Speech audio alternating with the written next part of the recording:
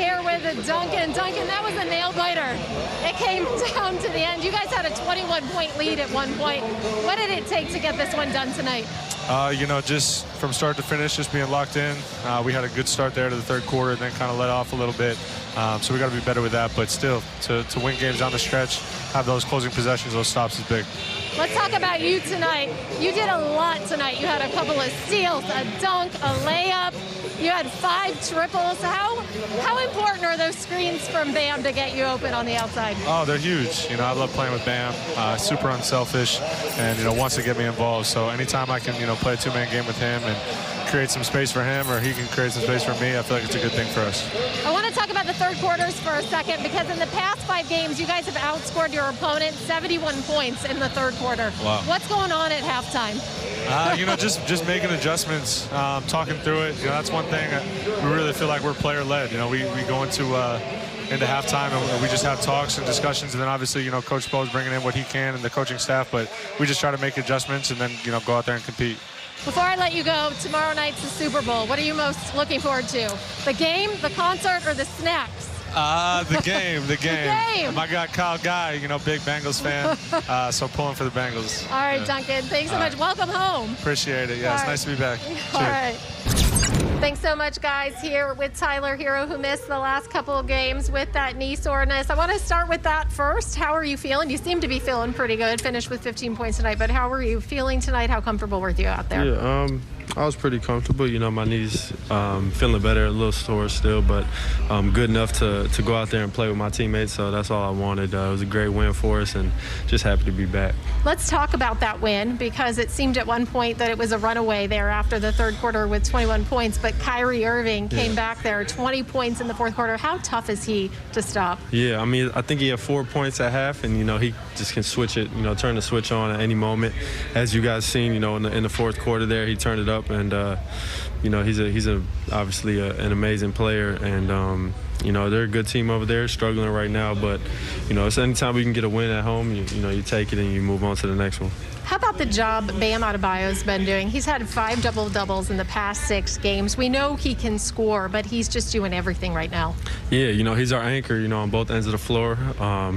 You know, defensively, he can guard all the positions, and, you know, offensively, obviously, he's been, you know, doing his thing. So being able to, you know, get him out there and playing at that level helps us tremendously.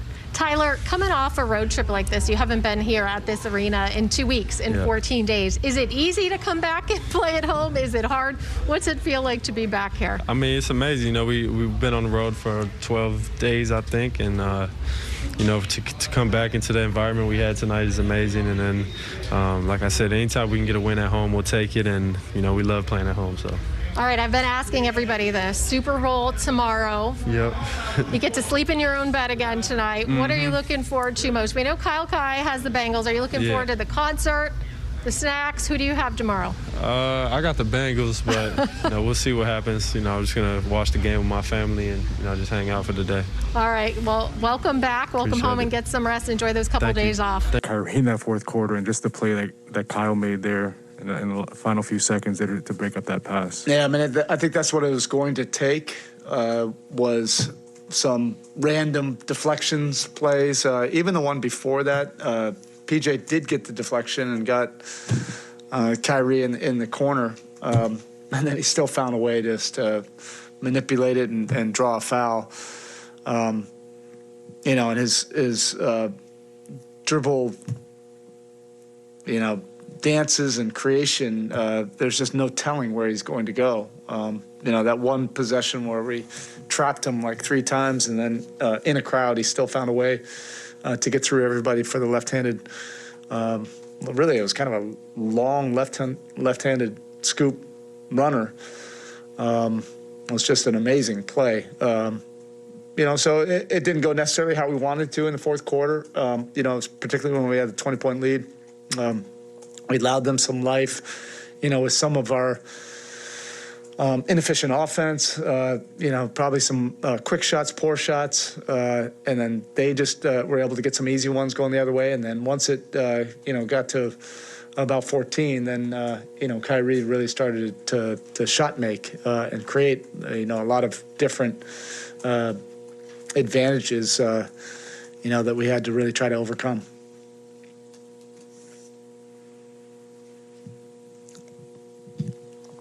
Thank you. Eric, Bam's consistency. I know you spoke about it after New Orleans also, but it's not only coming, but it's coming with force and it's coming regularly. Is this just the evolution of coming back from the 7 weeks and really just pushing and taking the next step? Yeah, I think he's already, proven himself of what kind of winning impact player that he is, on both ends of the court. But he was very assertive, aggressive. He playmaked for us, and then defensively, again, just did so many different things. Whether it was switching, whether it was trapping, whether it was like protecting when he was on the weak side, all of those things that really moved the needle for you to contribute to winning. PJ obviously didn't know if he was going to play tonight. Yeah, the third quarter that he slapped that loose ball. It's one of the best intangible winning plays that I've seen. It really was like a 30-70 ball. When you replay it, it was just a sheer force of will. To be able to try to get any kind of hand on it, but then the IQ to be ahead of it, to see Duncan and turn two plays into one, to recover a loose ball, get you an extra possession, and then slap it, to, a wide open three-point shooter. It was just a heck of a winning play, and that really epitomizes what PJ's all about. Tyler comes back after 2 games off with a little pep in his step. How nice was that to see what he got going tonight? Yeah, he gives you that offensive punch. He'll get in better rhythm, particularly on the defensive end. But it was, great to see him back out there and moving around where, he didn't notice any kind of lingering effect from his injury. The clutch numbers can be kind of funny because they pick up runs like the Nets had. But when you watch the late game offense, are there any yellow flags coming up as far as things that need to be tweaked or refined? Well, yeah, we need to do a better job, obviously, when we have the lead. I think we're getting great reps of what our fourth quarter package is, where the ball's going, and how we want to do it. These are really important experiences, for us to go through. It's not as if we're walking out of this building saying, "Oh, this was like, exactly how we wanted it to go." Well, we know we have to be better, and the only way to really do it is to go through these experiences and go through some of the things that are disappointing and frustrating, and work through it and work through a coherent plan to be better the next time. Even though most of his scoring, actually all of his scoring came early, the confidence to have Gabe Vincent with his defense in your final 5, just sort of the evolution of him and just putting him and keeping him in those kind of moments. Yeah, he really has improved and evolved. And, the most important thing is he's earned the confidence of everybody in the locker room, players and staff alike. He's earned these minutes. He's earned these opportunities going down the stretch. He's a two-way player that proves to be very helpful. He can guard up, when necessary, and he has a great knack for the ball. So when that ball is on the floor or in the air, he's has a way of, getting that possession for you. Duncan, there's been a few of these games this season where you guys get up big, and in the fourth quarter, a team mounts a comeback and it ends up being pretty close. I mean, tonight, I guess, what was the story behind their comeback, and is there a common thread that you've noticed, in these type of games? Yeah, I think it's just getting comfortable playing with leads. Some of we've talked about for sure. But, to get that lead, the energy and effort, and just kind of, not necessarily that we were playing perfect, but we were flying around, and then to just maintain that, through that whole second half. Definitely something we've talked about for sure.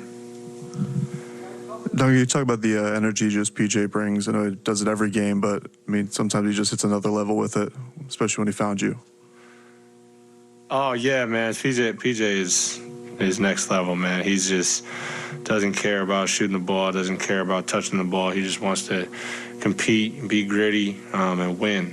And, you don't find too many guys like that, and he's super unique in that way, and just the ultimate teammate, a guy you want to go to war with, that's for sure. That play where he slapped the ball to you, you made the shot, and I think you pointed right at him when he was down on the court. Just that play and what it represents with PJ and what. Yeah. I mean, that was an incredible play to have the wherewithal to just kind of put a hand on it, put a paw on it, and be the first to the ball, first to the floor. And then he hit me right in my pocket. So a special play, honestly, from a special player, really. How much of a challenge did Kyrie present there late in the game, and just that effort play by Kyle to deflect that pass? Just the challenge Kyrie presented, I guess, late in that fourth quarter. It's Kyrie Irving. He's really good. If he's on the floor, he's always a problem. You gotta pay attention to detail and be on your P's and Q's at all times. So anytime he's out there, he's always a threat. So. PJ, how tough is it to kind of recapture desperation after you guys have cruised the last few games? It's good. Honestly, I appreciate having these kind of situations, and you don't want. I mean, we're up 20. You want to finish the game out. Always appreciate these moments where you get late game, big play. Even like the Toronto game, the triple overtime. It's like you get those games during the season to kind of get better. We've had a bunch of blowout games where we just won easily. So to get some of those games, even if you don't want to lose, obviously, but if you lose, to get that experience and learn from it early in the season, it's pretty good. Do you see places with the clutch offense, the late game offense, where you guys do need to get better? Yeah, we have some silly turnovers. I mean, but we gonna have some of those. We gotta get better at that. But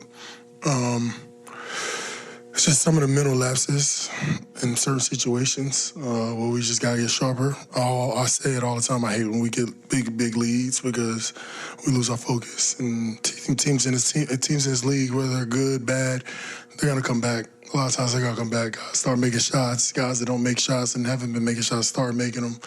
Teams keep playing hard, and you kind of let go of the wheel a little bit. So we're always on the sideline, especially when we're out of the games in those moments, to keep telling the guys, keep pushing it, keep getting stops, keep talking, communicating, doing all the things to help get stops.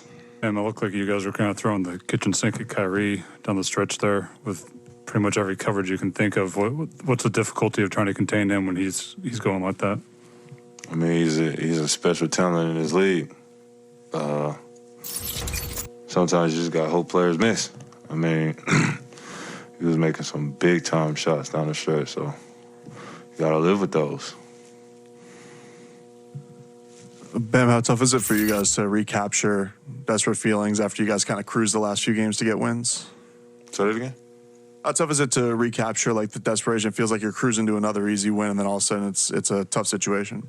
That's the thing. We got to learn how to, when we're up big in the first half, to just continue that throughout the second half. I felt like sometimes we get relaxed and let teams get easy buckets because we're up so much, and we just got to cut their water off for the whole game. I mean, in these close late game situations, just offensively, what have you seen as far as maybe some things you guys got to improve on or things that are working? How to close games for sure, and then my opinion, we definitely have to make it tougher on the offense when they're making runs.